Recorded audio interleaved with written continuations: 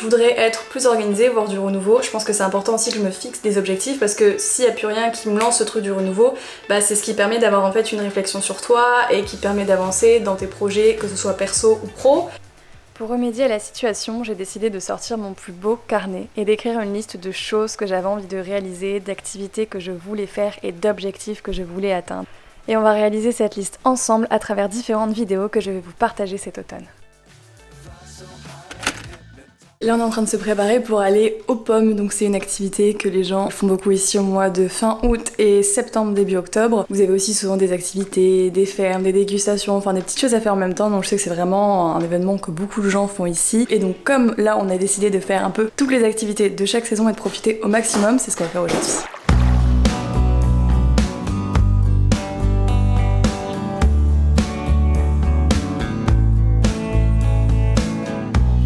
On vient juste de nous distribuer ça par la fenêtre. Bon, c'était trop bizarre parce qu'on était en voiture. Mais c'est justement là où on va, au père et fils.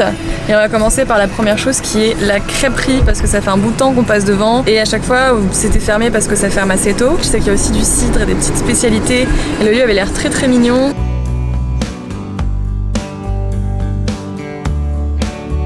Ah non mais, je vous disais que la cueillette des pommes c'était un truc qui était assez connu ici, quand même un événement. Mais là, on s'attendait pas à ce point-là. On dirait un festival. On dirait qu'il y a un festival, c'est blindé de monde.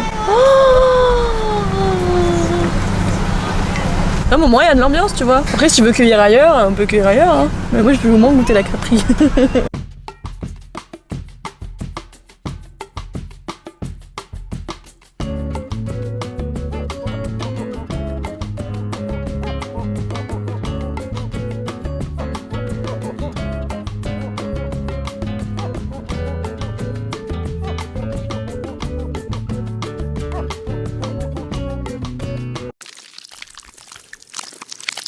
Bon alors on a tous les deux pris crêpes au cidre, donc certainement mis dans la pâte. Toi t'as pris avec des poires ou des pommes? Toi? Moi j'ai pris pommes caramélisées et on a tous les deux un sirop de pommes. C'est trop bon. Du coup à boire on a pris cidre poire pomme. J'ai goûté mais il est vraiment bon. Bah il est grave bon tiens. Mais il est pas, tu sais il est pas séchant, il est pas 100% c'est parce que ton goût il a changé. Ah ouais? Ton goût il change avec le temps. Ça je peux te jurer que c'est un sec, un brut. En termes d'alcool en tout cas, avant les trucs que j'aimais bien, je les aime plus. Ouais. Genre tout ce qui était vachement sucré, tout ce qui était à base de rhum, pina colada, etc. Tandis que maintenant je peux en boire un peu mais je saurais pas de boire un verre complet. Bah t'as juste à prendre le vin blanc. Le vin blanc c'est tellement vin un blanc, truc moelleux. que... ça m'écoeure. Ah je peux plus. Alors je sais pas vous, hein, mais moi c'était vraiment le premier truc que je buvais, genre quand on allait boire un verre, qu'on allait en terrasse, je prenais un petit vin blanc moelleux. Tout ça sur une bière. Mais en termes de vin, c'était le seul que j'aimais bien à la base. Le rouge, je pouvais pas. C'était le seul globalement que t'es commandé.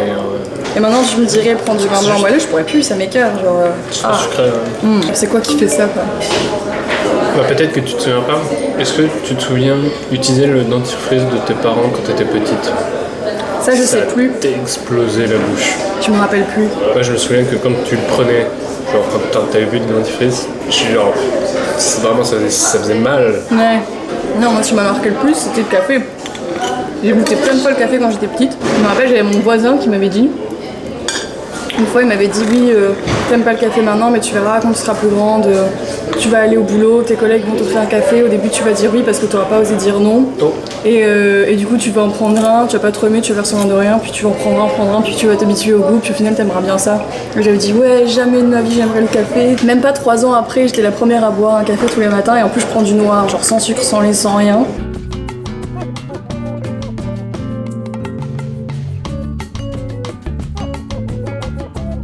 Donc pour vous expliquer, on a changé de lieu parce que là on était, c'était super cher et il y avait énormément de monde. Là on est dans un lieu un peu plus tranquille comparé à l'autre. Par exemple là pour le sac on paye 18$ au lieu de 25$, donc c'est quand même mieux. Et puis il n'y a personne.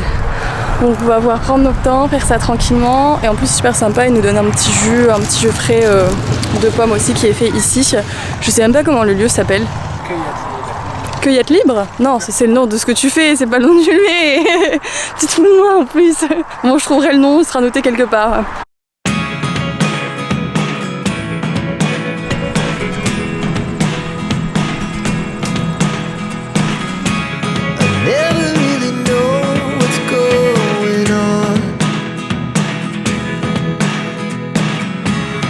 Look at me sometimes like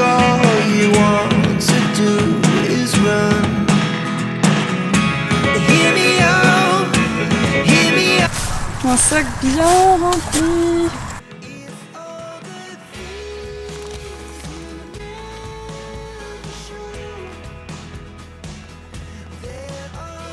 On s'est retrouvés actuellement dans ma cuisine parce qu'on a eu tellement de pommes que j'ai décidé de faire avec vous un gâteau qui est l'invisible aux pommes parce que c'est super bon. Je suis pas une grande cuisinière, je suis même pas fan de cuisine, mais j'avoue que quand c'est des recettes sucrées, j'ai un petit peu plus la motivation de les faire, donc on va pouvoir faire ça ensemble. Donc pour cette recette, il nous faudra 2 œufs, 50 g de sucre, 20 g de beurre, 10 centilitres de lait, 70 g de farine, un sachet de levure chimique, une pincée de sel et 6 pommes.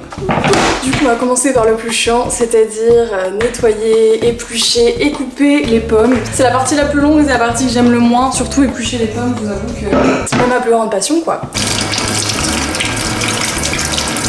Oui bon, faites pas gaffe à mon doigt, je viens de me couper en faisant la vaisselle juste avant de démarrer la vidéo.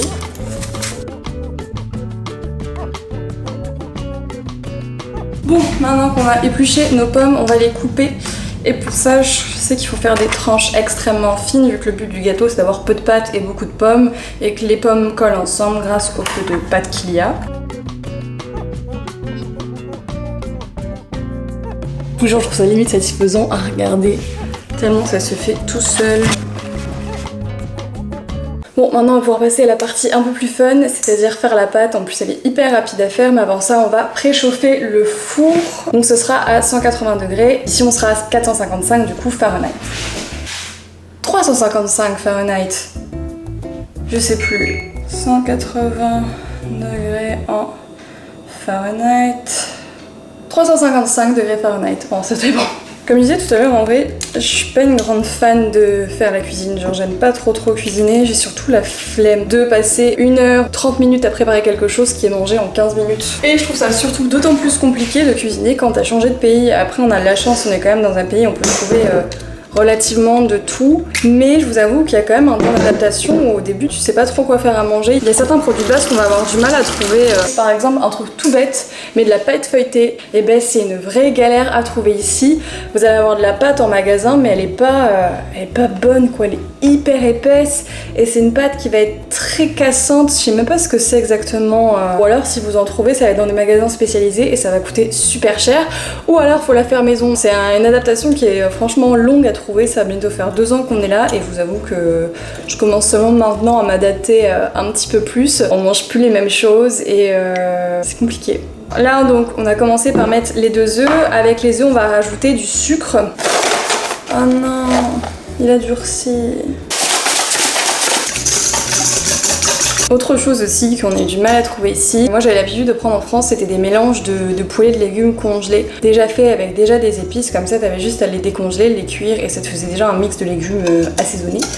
Et ici c'est introuvable, et en termes de légumes congelés, c'est infect. Je suis quelqu'un qui est vraiment pas compliqué, je mange de tout, genre vraiment même tous les légumes, tout ça, même les trucs que j'aime moyen, je peux quand même les manger s'il faut, enfin j'ai faim je vais manger quoi, je suis vraiment, je mange de tout. Je n'ai rarement mangé des légumes aussi mauvais, qui avait un goût acide, un goût chimique ou un goût un peu comme à la cantine de légumes, genre des carottes qui étaient vraiment pas bonnes. Du coup là ce qu'on est obligé de faire c'est qu'à chaque fois on achète frais pour soit manger frais directement, soit pour couper et congeler nous-mêmes. Enfin genre vous voyez c'est du temps en plus pour chaque chose, du coup t'as la flemme et du coup au final je mange beaucoup plus souvent des pâtes. Ensuite vous rajoutez vos 20 g de beurre fondu et vos 10 centilitres de lait. Pour le lait moi j'utilise du lait d'avoine mais vous pouvez utiliser celui que vous voulez.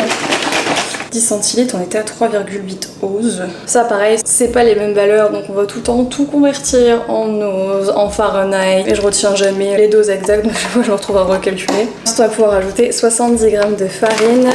Je crois que c'est un sachet de levure aussi chimique. Nous ici on a de la poudre à pâte qu'on appelle ça, mais ça marche à peu près comme la levure chimique et j'en mets toujours une bonne cuillère à café. Par contre pour le coup je suis quand même contente parce que je m'étais quand même fixé le fait de manger moins de pâtes, parce que je vous avoue que quand je travaillais encore à l'hôtel, je mangeais des pâtes parfois pendant 1 semaine. Après j'adore les pâtes, c'était aussi pour ça, hein. Je mangeais pas parce que j'avais que la flemme, parce que j'adore ça. Du coup je pense que j'en ai tellement mangé que j'en ai trop marre.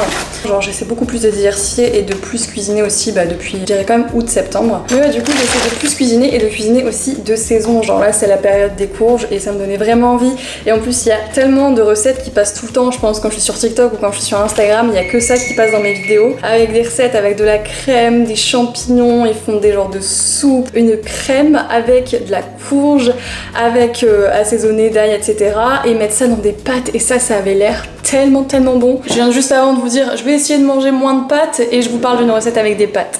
Mais ça change des pâtes beurre, jambon ou des pâtes pesto. On va arriver à la dernière étape qui est de mettre toutes les pommes dans la pâte et de vite bien mélanger pour que les pommes soient bien enrobées et qu'elles s'accrochent entre elles quand vous allez pouvoir les déverser dans votre moule.